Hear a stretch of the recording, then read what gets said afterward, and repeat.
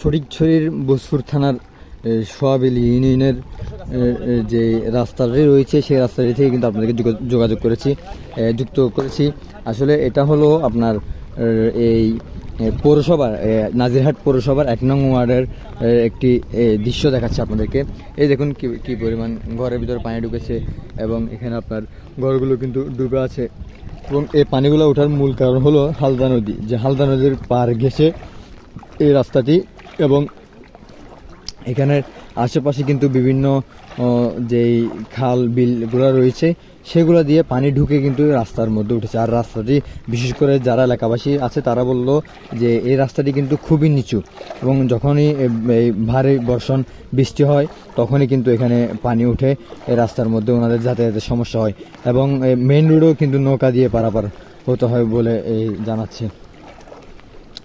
আসলে প্রিয় দর্শক, আপনারা যারা আমাদের ভিডিওটি এখন দেখছেন বা দেখবেন, আপনারা এই শেয়ার করে দিবেন, এবং যারা প্রশাসন রয়েছে, যারা স্থানীয় প্রশাসন রয়েছে, পৌরসভার যারা মেয়র থেকে শুরু করে কাউন্সিলররা রয়েছে, ওনারা যেন এই বিষয়ে একটু পদক্ষেপ নেয়, এবং যারা হাজার হাজার মানুষ যারা ঘরবন্দি রয়েছে তাদের দিকে যেন একটু দৃষ্টিগোচর হয় তাদের, সেই জন্য সকলে আমাদের ভিডিওটি শেয়ার করবেন।